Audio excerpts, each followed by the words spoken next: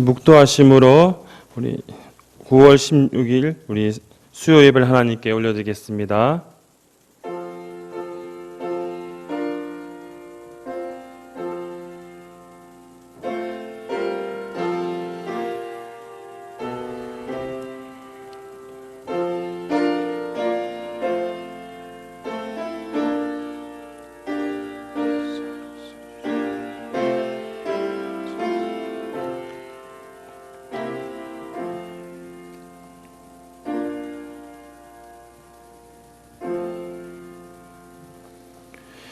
여호와여, 주의 이름이 영원하시니이다. 여호와여, 주를 기념함이 대대에 이르리이다. 여호와께서 자기 백성을 판단하시며 그의 종들로 말미암아 위로를 받으시리로다. 아멘.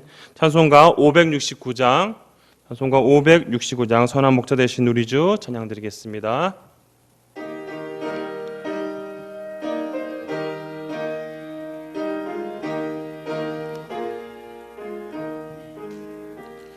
선한 목자 되신 우리 주 항상 인도하시고 푸른 풀밭 좋은 곳에서 우리 먹여주소서.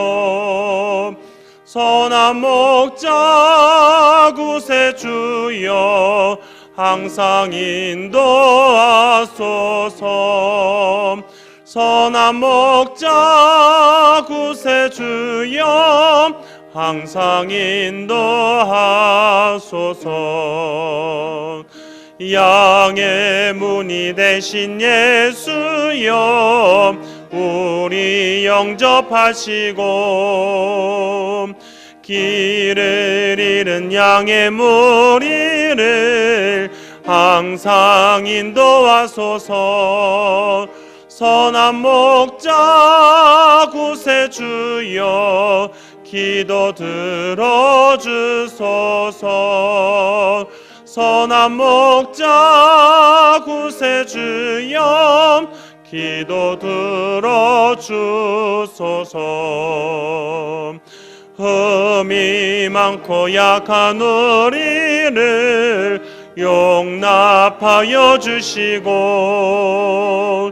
주의 넓고 크신 은혜로 자유 얻게 하셨네. 선한 목자 구세주여 지금 나아갑니다. 선한 목자 구세주여 지금 나아갑니다. 일찍 주의 뜻을 따라서 살아가게 하시고 주의 크신 사랑 베푸사 따라가게 하소서.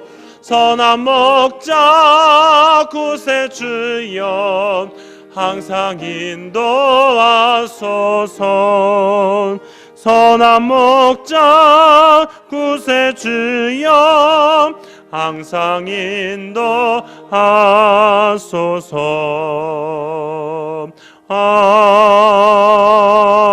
아멘. 같이 우리 기도하실 때 먼저 우리 세 가지 기도 제목 가지고 기도하시고 마무리 기도하겠습니다. 먼저 기도하실 것은 코로나 사태로 인해서 어려운 이 상황들 하나님 은혜 가운데 잘 해결될 수 있게 해달라고, 또 예배가 회복되어서 우리가 예배 드리는 어려움 당하지 아니하도록 오늘도 말씀 증거하시는 우리 김구준 목사님을 통해 은혜의 말씀 되게 해달라고 간절히 기도하시고 마무리 기도하겠습니다. 기도하겠습니다.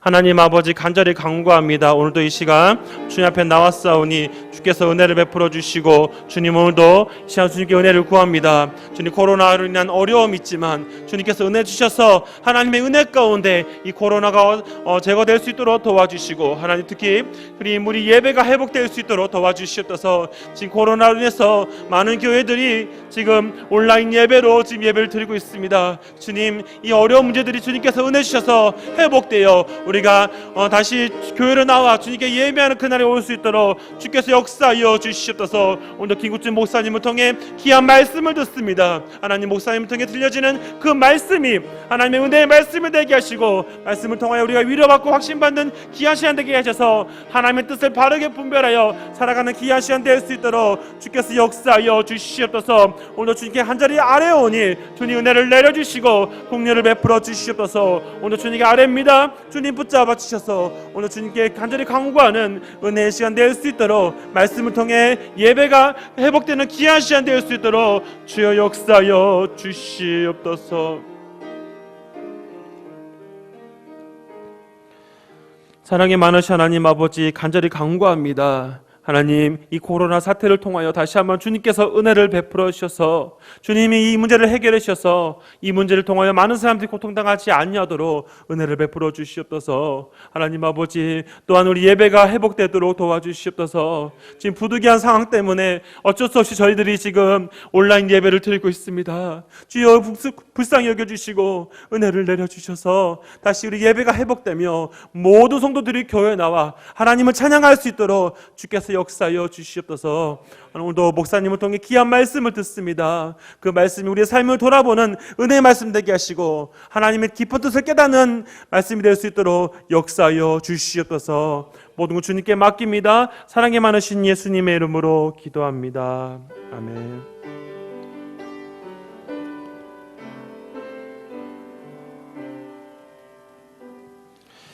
오늘 우리에게 주시는 하나님 말씀은 우리 신약성경 요한복음 15장 1절부터 우리 10절까지 말씀입니다.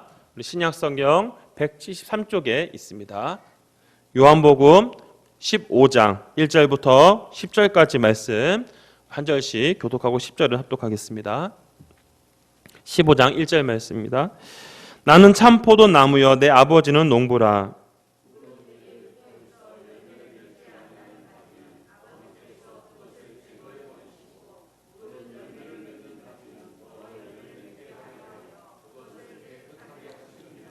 너희는 내가 일러준 말로 이미 깨끗하여졌으니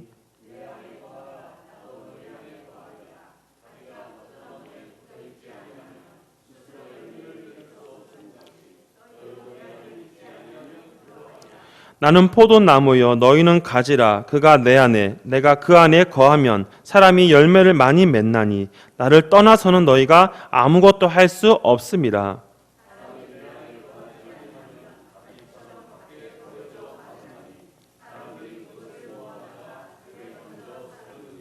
너희가 내 안에 거하고 내 말이 너희 안에 거하면 무엇이든지 원하는 대로 구하라. 그리하면 이루리라.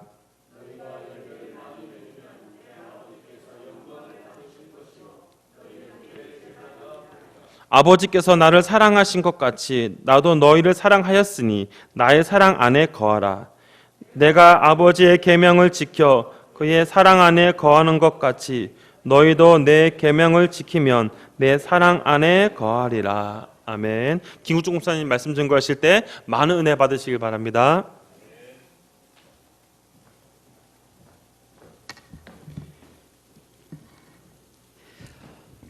네, 반갑습니다.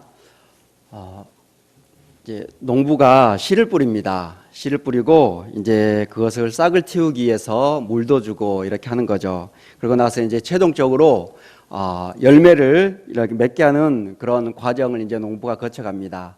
그래서 이제 싹을 틔우고 자라게 하고 열매를 맺게 하는 이 과정은 이제 이 농부로 하여금 인내를 필요로 합니다. 힘들지만 이 농부는 추수의 그런 풍성함을 고대하면서 이겨내고 견디는 것입니다. 이 수고와 그 열매에 대한 소망은 모두가 다 이 농부의 몫이라는 거죠. 그렇다면 이제 이 나무의 역할이 있어요.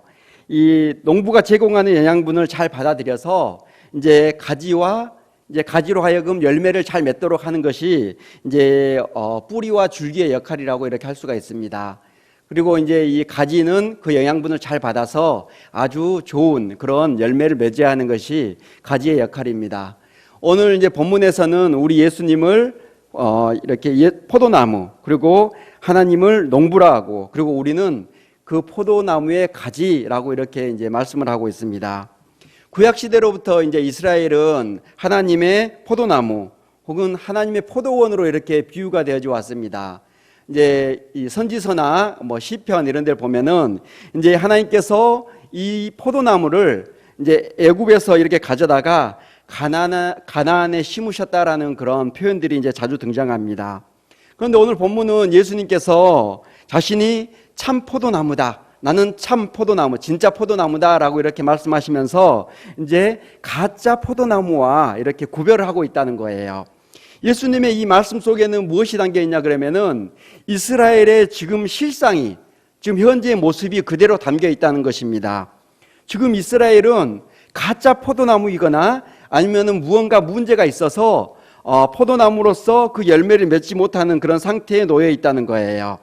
그것은 여호와의 포도나무로 지칭되는 이스라엘이 하나님을 멀리함으로써 농부 되신 하나님의 그 세심한 관리를 받지 못하였기 때문입니다.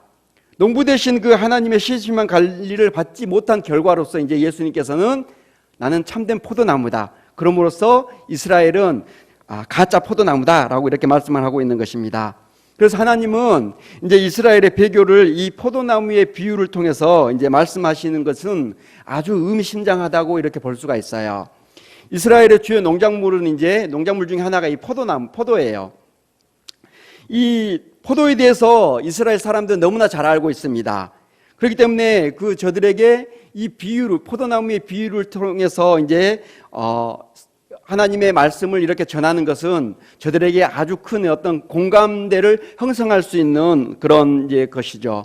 그래서 뿐만 아니라 지금 예수님께서 지금 제자들 앞에서 이 말씀을 하시는 장소가 어디냐 그러면은 이제 성만찬을 하는 과정 속에서 하신 말씀이거든요. 그것이 어디냐 그러면은 마가의 다락방이에요. 지금 마가의 다락방에서는 성만찬을 하면서 이제 제자들 앞에 이렇게 포도주 잔이 놓여져 있습니다. 그렇기 때문에 이제 제자들 앞에는 이런 이제 유월절 만찬용 이 포도주가 이제 놓여져 있기 때문에 예수님께서 이런 심오한 어떤 영적인 진리를 제자들이 너무나 잘 알고 있는 어떤 그런 친숙한 그런 소재를 통해서 진리를 깨우쳐 주고 있는 모습이에요.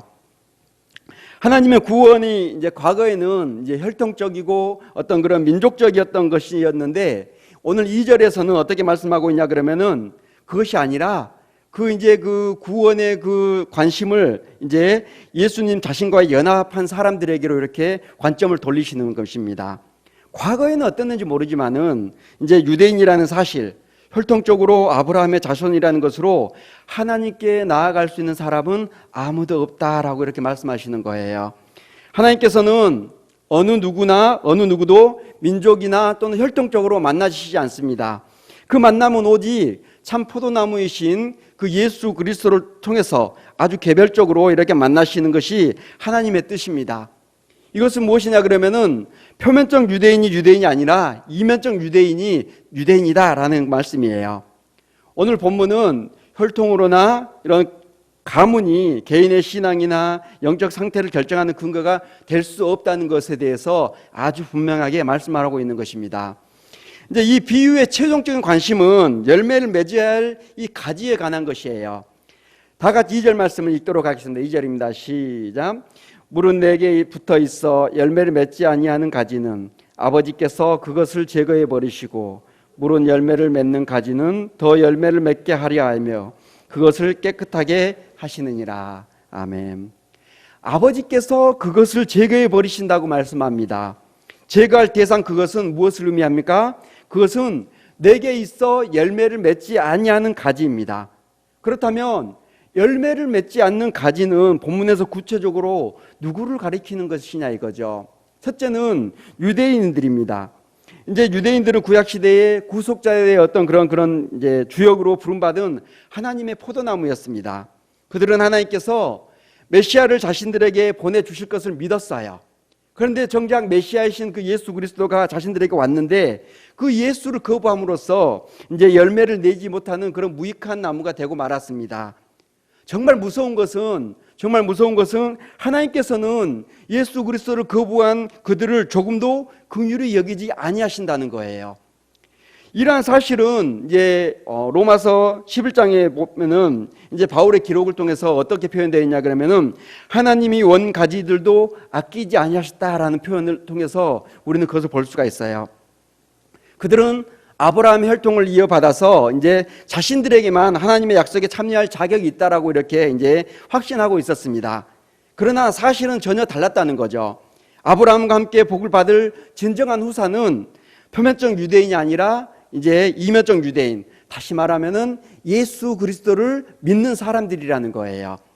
열매를 맺지 않은 가지가 의미하는 또 다른 하나는 뭐냐 그러면은 이제 표면적 그리스도인이라는 거예요. 그러니까 행함이 없는 성도, 행함이 없는 그런 성도들을 가리킵니다. 스스로 예수 안에 있다고 이렇게 생각을 하고 있어요. 그리고 믿음이 있다고 이렇게 이제 자랑을 합니다. 그러나 행함이 없는 이들은 실제로는 믿음이 없는 자라고 야고보서는 이렇게 기록을 하고 있어요. 행함이 없는 자들은 하나님의 약속에 참여하지 못합니다. 믿음은 행함을 통해서 이렇게 증명되기 때문에 그런 거예요. 성도 여러분, 입술의 고백만으로 우리가 믿음의 잣대가 될 수 없다는 것을 명심을 해야 합니다. 그래서 말만 이렇게 하고 도무지 행치 않는 유대 지도자들에게 예수님께서 아주 심한 말로 그들에게 모욕을 주었다는 것을 우리는 기억해야 돼요. 마귀의 자식들이라고, 지옥 판결을 피하지 못할 것이라고 우리 예수님께서는 그들에게 말씀하셨어요. 예수를 거부한 유대인들과 마찬가지로 말만 하고 행함이 없는 우리들 또한 하나님의 약속에서 제외될 수 있다는 사실입니다. 열매를 맺지 않는 가지는 아버지께서 제거해서 깨끗하게 하신다고 말씀해요. 깨끗하게 한다는 것은 어떤 물리적인 의미만 가진 것이 아니라 도덕적이고 종교적인 그런 깨끗함을 의미합니다. 이것은 가지로 하여금 더 좋은 열매들을 맺게 하시려는 하나님께서 취하시는 조치예요. 농부가 가지들이 잘 자라도록 이제 손질을 해주듯이 하나님께서도 꽃이 피고 열매를 맺는 그런 성도들에게 특별한 그런 관심을 나타내실 수밖에 없다는 것을 말씀하시는 거죠. 농부가 이제 과실수를 이렇게 관리하는 것, 농사 짓는 것을 이제 보지 못하는 분들은 이 오늘 본문을 이해하기가 좀 힘들 수도 있습니다. 제때에 이렇게 가지치기를 해주지 않으면은, 그리고 열매가 많이 열렸는데 이렇게 솎아주지 않으면은 한 나무에 그런 수많은 열매들을 이렇게 맺혀서 상품으로서의 가치가 떨어지게 됩니다. 농부의 목적은 오직 하나예요. 상품으로서의 가치를 높이기 위해서 주변에 불필요한 그런 가지들을 제거해 주면서 영양분이 불필요한 곳에 허비되지 않도록 이렇게 하는 것입니다. 때로는 벌레도 잡아주고 영양제도 주고 하면서 거름도 주고 하면서 봉지도 씌워주고 하면서 애지중지하면서 수확할 때까지 온갖 그런 정성을 다 쏟는 거죠. 이것을 우리의 삶으로 가져와서 이렇게 그대로 이제 적용해 보면은 하나님께서 신자된 우리를 만들어 가시는 과정인 거예요. 그렇기 때문에 깨끗하게 되는 과정이 때로는 고난일 수가 있습니다. 하나님의 일을 함에 있어서 그런 충실한 자에게 고난이 닥치는 것은 어쩌면 더 좋은 열매를 맺게 하시기 위한 그런 하나님의 훈련 과정이라는 거죠. 그렇기 때문에 우리가 가진 우리는 이제 하나님의 그런 농부이신 하나님의 돌봄의 손길을 마다할 싫어할 이유가 전혀 없는 것입니다. 깨끗하게 하시는 방법에 대해서 한번 생각해 보겠습니다. 3절에서 예수님은 너희는 내가 일러준 말로 이미 깨끗하게 되었다라고 이렇게 말씀을 하고 있어요. 이것을 원문에서는 이렇게 이제 번역을 하고 있습니다. 내가 너희에게 말한 그 말 때문에, 너희는 깨끗하게 되었다라는 의미예요. 일러준 말로 이미 예수님께서 지금까지 일러준 말은 이미 예수님께서 지금까지 선포하신 모든 말씀을 포함합니다. 3년 동안이나 자신이 누구인지에 대해서, 그리고 자신을 믿음으로써 그런 거룩한 구원에 이룰 수 있다는 것을 이렇게 말씀하셨습니다. 제자들은 예수님과 함께 3년 동안 이렇게 동고동락하면서 말씀으로 그런 훈련을 받음을 통해서 이제 깨끗하게 되어졌다는 거예요. 깨끗하게 하는 것은 오직 말씀을 통해서만 이루어집니다. 우리가 이 말씀에 대한 그런 깊은 깨우침이 없이는 정결한 신앙생활을 해갈 수 없다는 거죠. 평생을 신앙생활하면서 어떤 세속적인 어떤 것에서 멀어져서 수도사적인 어떤 그런 생활들을 해간다 할지라도 결코 정결케 되어지게, 깨끗게 되어지지 않는다는 거예요. 하나님의 진리의 말씀만이 거룩하게 하고 정결하게 하기 때문입니다. 우리 다 같이 4절 말씀을 한번 읽겠습니다. 4절입니다. 시작. 내 안에 거하라. 나도 너희 안에 거하리라. 가지가 포도나무에 붙어 있지 아니하면 스스로 열매를 맺을 수 없음 같이 너희도 내 안에 있지 아니하면 그러하니라. 아멘. 예수님 안에 거한다는 것은 그분과의 영적인 그런 사귐을 지속적으로 가지는 것을 의미합니다. 이제 아무리 실한 포도나무 가지라도 줄기에서 잘리면은 더 이상 열매를 맺을 수 없는 것은 분명한 사실이죠. 그러듯이 예수님과의 관계가 단절되어지거나 사귐이 끊어진 성도는 하나님께서 원하시는 그런 열매를 맺을 수 없습니다. 그렇기 때문에 누구든지 정상적인 그리스도인으로서 삶을 추구하려면 당연히 그리스도의 사귐을 중요시할 수밖에 없다는 거죠.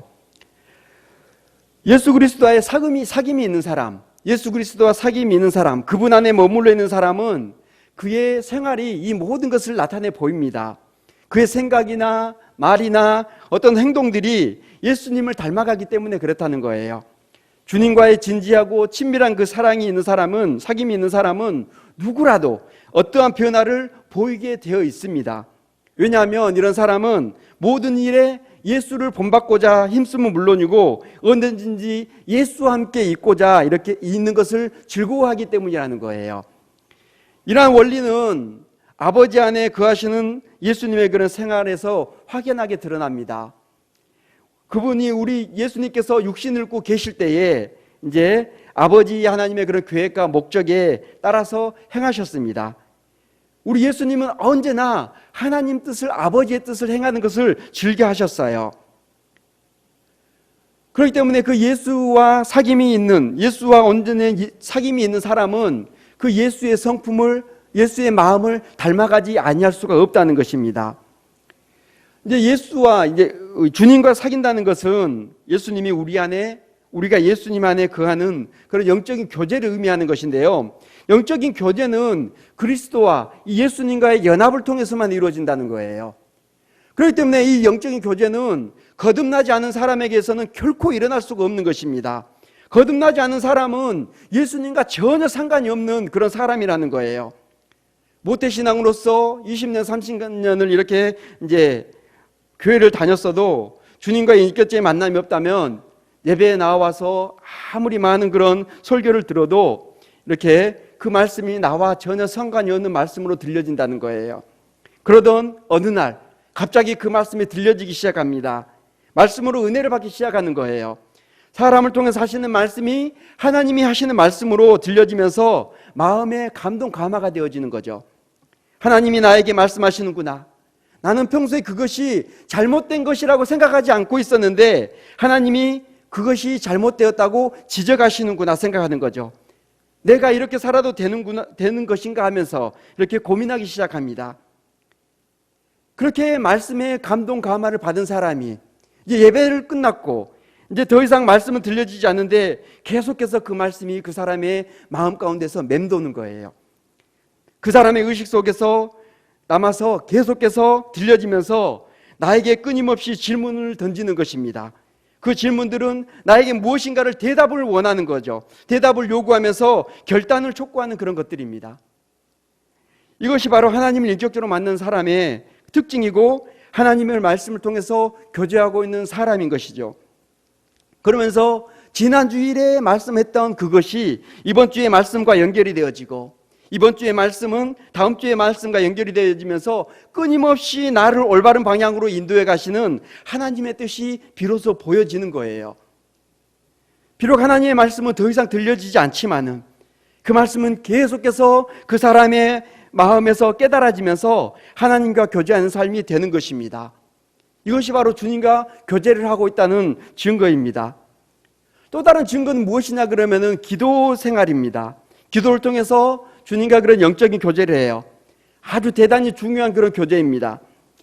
말씀을 통해서 알게 된 수많은 그런 문제들이 있습니다. 그것을 안고 기도의 자리로 나아가서 하나님과 교제하고 나면 하나님과 내가 교통을 하고 있다는 것을 알게 돼요.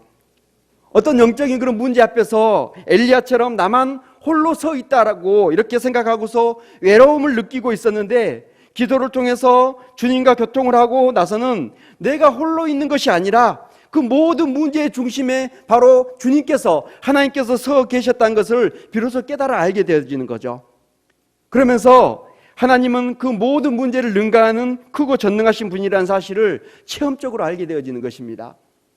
기도는 그 자체로서 우리를 거룩하게 하는 그런 거룩한 사람으로 변화시키는 힘이 있습니다. 우리는 그런 타고난 어떤 그런 성품들이 있어요. 성격이라고도 하죠. 모나고 거친 사람이 이렇게 이제 은혜 안에 은혜에 이렇게 노출되면서 조금씩 다듬어져 가면서 그 성격을 죽이고 점점 진실한 사람으로 변해가는 사람, 그러한 사람은 기도를 통해서 이렇게 이루어지는 것을 체험하게 된다는 것이죠. 그런데 오늘날 대부분의 사람들은 바쁘다는 핑계로 기도를 하지 않고 살아갑니다.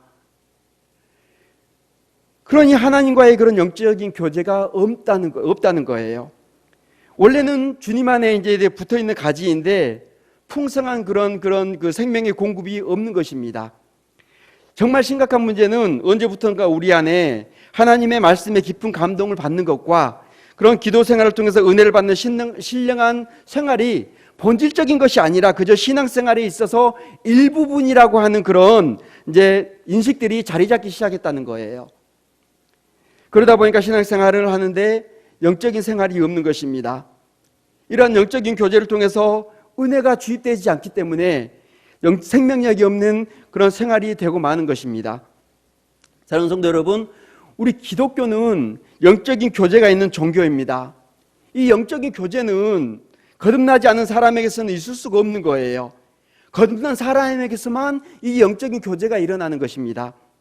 이 영적인 교제를 통해서 더 순종하여서 살아가면서 주님과의 교제는 더 크고 깊어지는 거죠. 그래서 더 신령한 사람이 되어지면서 어떤 세상에 어떤 그 강한 유혹이 온다 할지라도 그러한 모든 것을 이겨낼 수 있는 강한 사람으로 이렇게 만들어져 가는 거예요. 그런데 경건 생활이라는 것이 마치 구시대의 그런 유물인 것처럼 여겨지는 오늘날이라는 것입니다. 그러한 경건 생활보다도 더 중요한 것이 많다는 거예요. 그러한 것들을 직접적으로 얘기하지 않습니다. 넌지시 그런 것들을 말함으로써 말씀을 통한 그런 깊은 감화와 기도를 통한 주님과의 깊은 사귐이 절대적인 것이 아니라 상대적인 것이라고 이렇게 말을 하고 있어요. 그러다 보니까 많은 교회 다니는 사람들이 경건생활을 하지 않습니다. 경건생활이라는 이 단어, 이 용어가 무색한 표현인 것처럼 들려지는 오늘날이에요. 매일매일 하나님의 말씀을 읽고 묵상하면서 매일 하나님과의 그런 깊은 기도를 통해서 자신의 경건하지 않은 그런 육신을 쳐서 복종함을 통해서 하나님께로 한 걸음 한 걸음 나아가야 되는데 하나님의 뜻에 굴복되어지는 경건의 실천이 부족한 시대입니다. 영적인 사람은 있을 수 있어요. 영적인 사람이 있을 수 있지만 생명의 공급이 제대로 되어지지 않아서 말라 비틀어져서 고사 직전에 있다는 거예요. 열매를 맺지만은 도저히 먹을 수 없는 상품으로서의 가치가 전혀 없는 그런 열매들을 맺는 것입니다. 그만큼 이 시대는 생명력이 없는 그리스도인들이 많아지고 있다는 것입니다. 그러면서 구원은 받아도 되고 받지 않아도 되는 그저 아무런 가치가 없는 그런 것으로 여겨지고 있어요. 사랑하는 성도 여러분, 예수님이 나를 구원해 주신 것에 대한 깊은 그런 감동이 있습니까? 내가 얼마나 큰 죄인인지, 내가 얼마나 벌어지만 또 못한 그런 존재에 대한 그런 실존에 대한 그런 깊은 자각이 있냐 이거예요.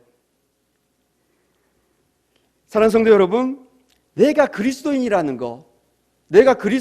것은 나를 구원해 주신 은혜에 날마다 감격하면서 살아가는 거예요. 그래서 그런 감격에 대해서 살아가면서 주님께서 나를 부르실 때에 그때 조용히 눈을 감는 것, 그것이 그리스도인이에요. 그렇기 때문에 그 구원의 간격에서 멀어지지 않기 위해서 주님과의 그런 영적인 교제를 끊임없이 해가야 되는 것입니다. 말씀을 깊이 묵상함을 통해서 하나님 아버지의 뜻을 알고 열렬한 기도를 통해서 나를 새롭고 진실한 사람으로 만들어가는 것입니다. 성도 여러분, 나침반이 어떻게 해서 만들어졌는지 들어보셨습니까? 어떤 중국인이 나뭇잎에다가 이렇게 이제 쇳조각을 붙여서 이렇게 냇가에 띄워놓고 지켜보는 일을 되풀이라고 있어요. 그런데 신기하게 그 나뭇잎이 빙빙 돌다가 항상 같은 방향을 가리킨다는 거예요. 그렇게 해서 이제 나침반이 만들어졌습니다. 전에는 길을 따라다니는 사람들이 이런 어떤 지형지물을 이용해서 방향을 찾고 길을 찾아갔습니다. 그런데 이제 작은 그 철조각에 영향을 주는 원인은 지구의 어떤 그런 자기장 원리를 그때는 알지 못했기 때문에 그랬다는 거예요. 나뭇잎에 놓인 그 철조각이 자연적으로 가리키는 어떤 남북의 개념도 몰랐어요. 작은 쇳조각 하나가 매번 같은 방향으로 움직이는 이유를 몰랐기 때문에 그렇게 했습니다. 하지만 세월이 흘러서 이제 이러한 원리들을 알게 되자 목적지까지 가기 위해서 정확한 방향을 알아야 하는 그런 선원들과 여행자들에게 필요한 도구가 되었습니다. 마찬가지라는 거예요. 우리 하나님이 모든 사람들의 그 내면에 이 나침판을 두셨다는 거예요. 그것은 무엇이냐 그러면은 믿음으로 의를 얻는 순간부터 그것이 작동되어지기 시작합니다. 이 나침반은 하나님이 원하시는 삶을 할 수 있도록 분별력을 제공해 준다는 거예요. 하나님이 기뻐하시는 것이 무엇인지, 의미하는 삶이 무엇인지를 알게 하는 그런 이끌림으로 유도해 간다는 거예요. 내가 하나님과 영적인 교제를 하고 있다면 이러한 이끌림에 당연히 반응을 하게 되어 있는 것입니다.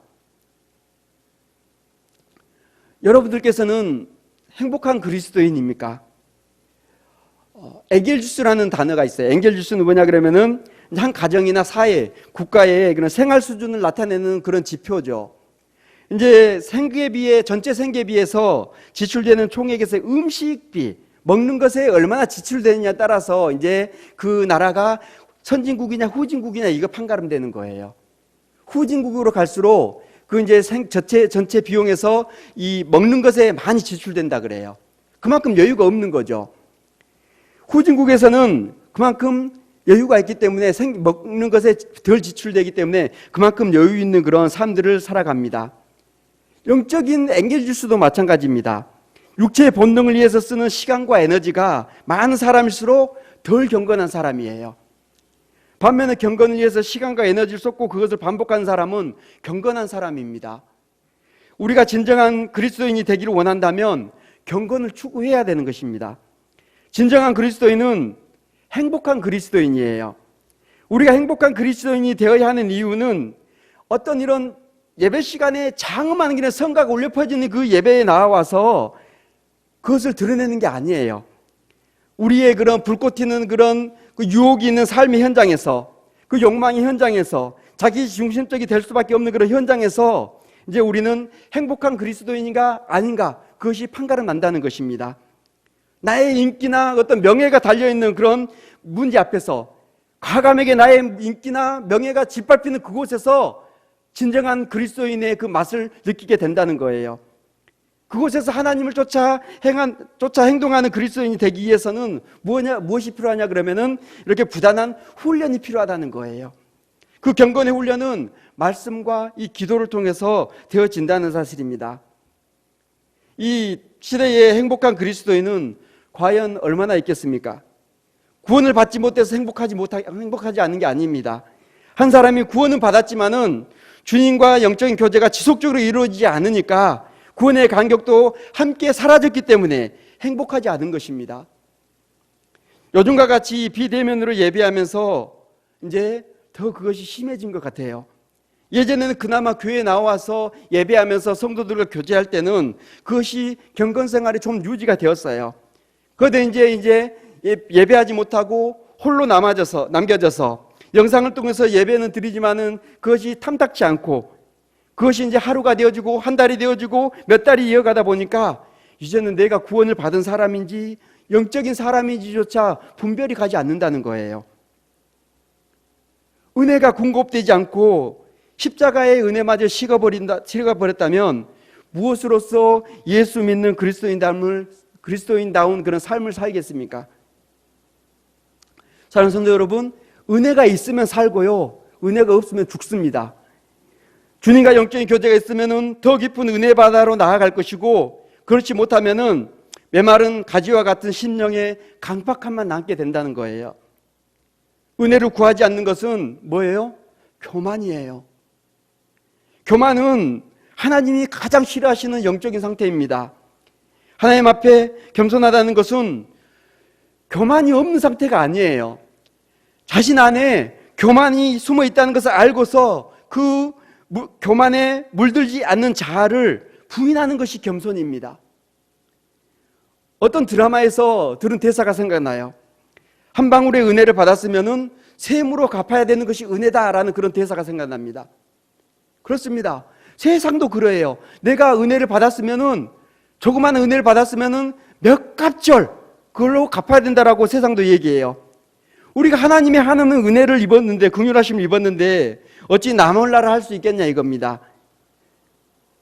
교만하게 나의 힘으로 살아갈 수 있다고 자만할 수 있겠냐 이거죠. 부단히 은혜 가운데 거하면서 살면서 은혜를 온전히 구하면서 사는 것이 은혜를 갚는 길입니다.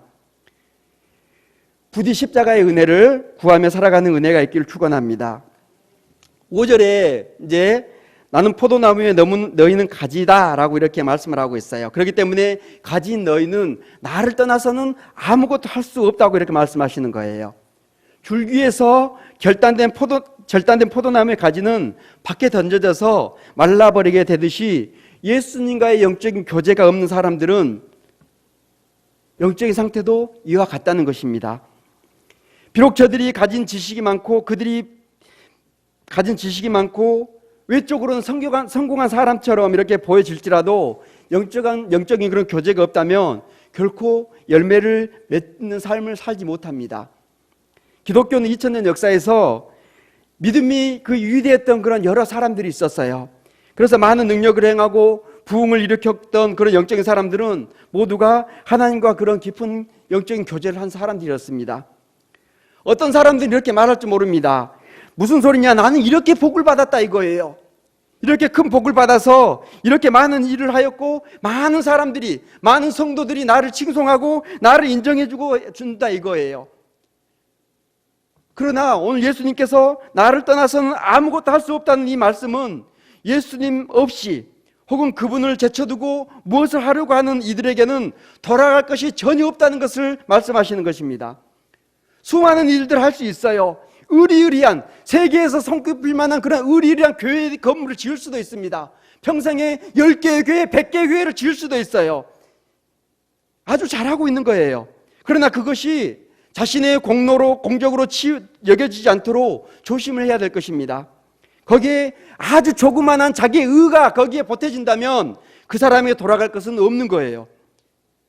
하나님께서 우리 개개인의 그 중심에 계셔야만 흔들리지 아니하고 올바른 그런 신앙생활을 해갈 수 있는 것입니다. 예수 안에 있어야만 하나님께서 기뻐하시는 생활의 열매, 신앙의 열매가 맺어지는 거예요. 주님과의 교제의 단절은 우리를 교만하게 만들어 버릴 뿐입니다. 우리가 예수님 밖에서는 아무것도 할 수 없다는 것은 우리가 전적으로 무능력자라는 거예요. 부패한 자들이라는 것입니다. 완전히 부패했다는 거예요. 이런 부패의 결과로 말미암아서 이제 죄성을 가진 본성 그대로의 모습을 가지고는 우리에게서는 그 선한 것이 조금도 나타날 수가 없다는 것입니다. 그렇기 때문에 우리는 예수님을 떠나서는 아무것도 할 수 없다는 거죠. 사랑하는 성도 여러분, 부디 예수님 안에 온전히 거함을 통해서 행복한 그리스도인, 하나님께서 원하시는 열매를 많이 맺는 그런 성도인들이 되어지기를 축원합니다. 마지막으로는 이제 우리가 열매를 맺는 삶의 결과에 대해서 한번 생각해 보고자 합니다. 나를 떠나 아무것도 할 수 없는 상태, 그거와는 정반대로 저가 내 안에, 내가 저 안에 있는 상태로 이렇게 표현되어지고 있어요.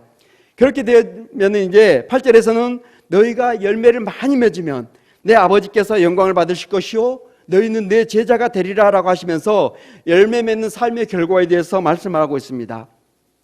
그런데 우리의 열매가 왜 하나님의 영광과 이렇게 관련이 있느냐 이거죠.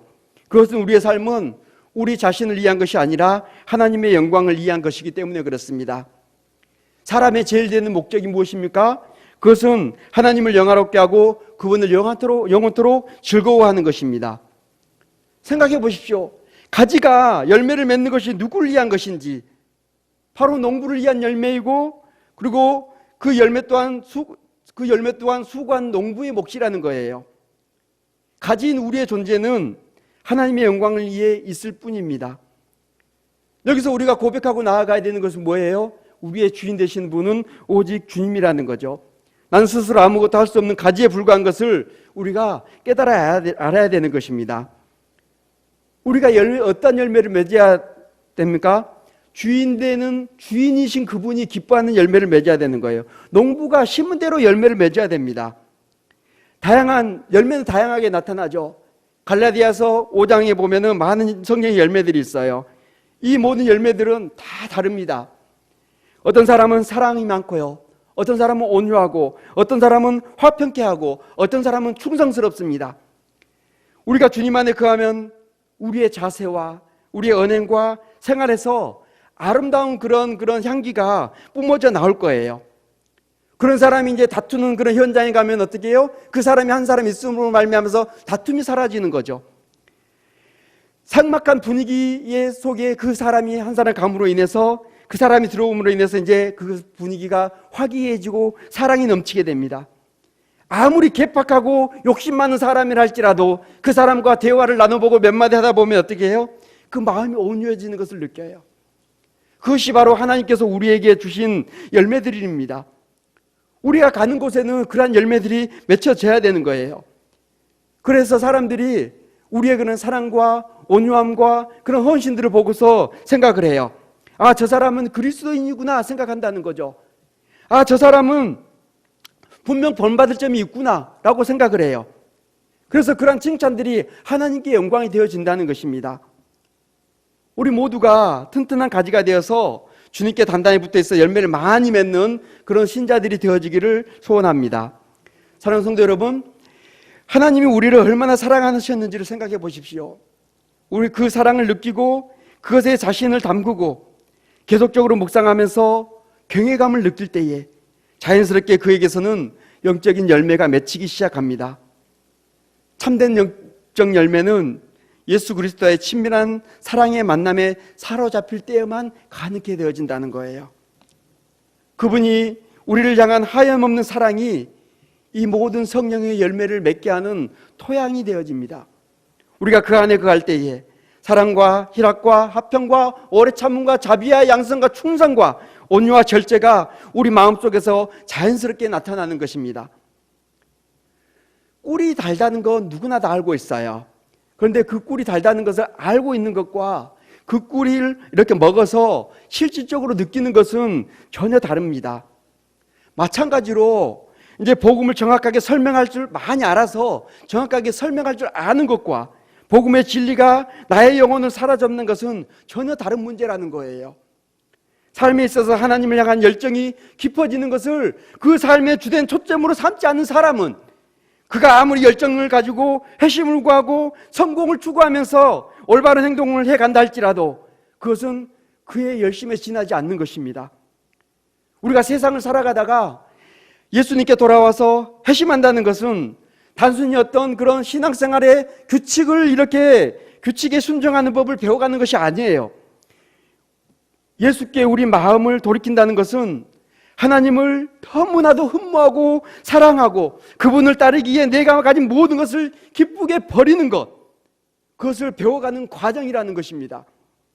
그렇기 때문에 예수 안에 거한다는 것은 변해가는 거죠. 예전에는 없었던 그런 죄와의 싸움을 해갑니다. 말씀에 순종하고자 하는 그런 열정들이 솟아나고요. 마음을 지키며 살아가고자 애를 쓰고 기도에 열심을 내면서 속마음이 변해가기를 열심히 노력하는 것입니다. 그렇지 않고서 예전에 어떤 그런 마음을 가지고서 있으면서 악하고 게으르고 자기밖에 모르는 모습을 보이고 있다면 그 사람은 주님과의 그런 영적인 교제가 있는지 의심스러울 따름입니다. 참된 신자도 정말 행복한 그리스도인도 때로는 넘어집니다. 그러나 그 넘어지지만 그 넘어짐이 지속적이지 않다는 거예요. 넘어지지만 다시 일어서서 은혜 가운데 거하려고 노력하는 모습 속에서 인격에 놀라운 그런 변화들을 가져옵니다. 인격의 변화는 예수 그리스도를 닮는 것을 의미합니다. 예수 그리스도의 인격을 따라가는 거예요. 주님이 사람으로서 이 땅에 사시면서 추구하신 것이 무엇입니까? 그것은 하나님의 그 영광을 위한 그런 모든 삶이었습니다.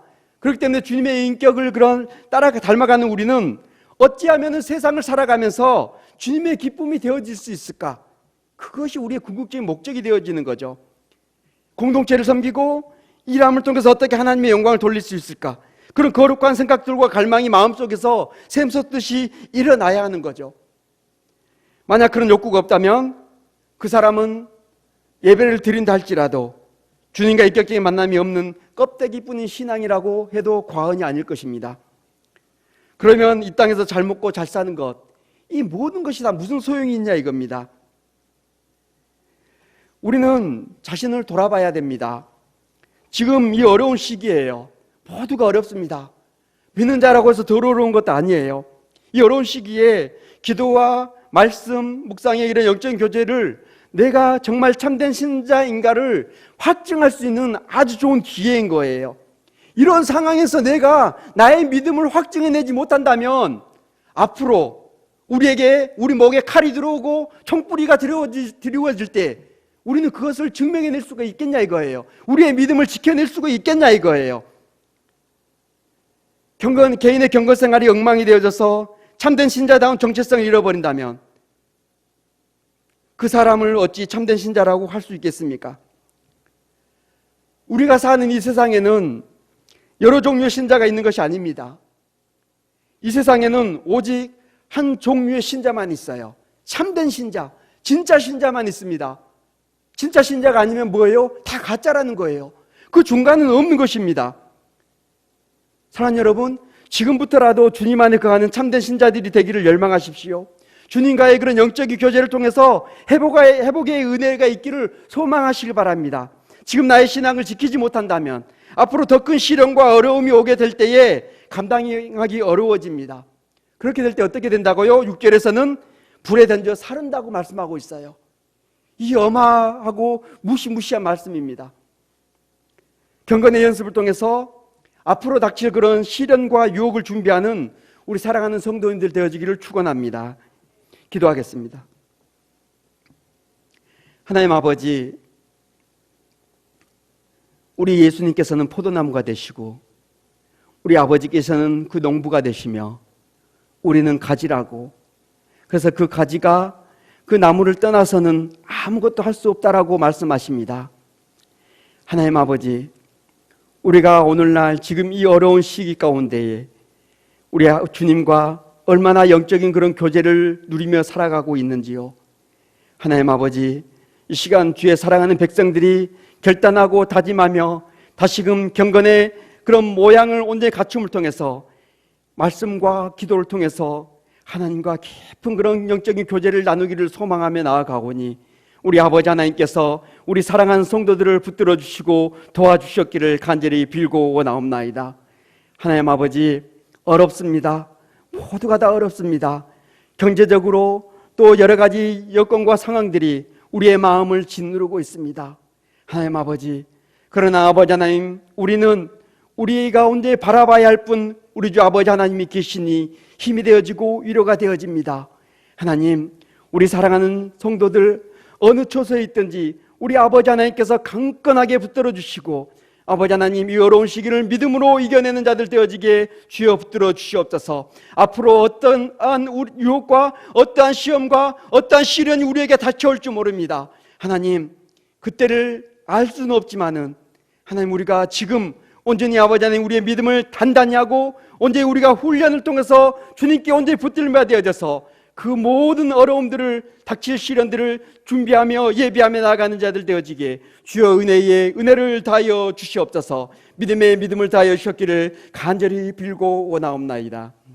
주 예수 그리스도의 은혜와 하나님 아버지의 무한하신 사랑과 성령님의 유로교통 충만하심이 이제 주님 안에서 말씀과 기도를 통해서 주님과 온전히 영적인 교제를 이루며 살아가기를 다짐하는 사랑하는 주의 백성들 머리 위에 삶 속에 이제로부터 영원토록 함께 있을지어다. 아멘.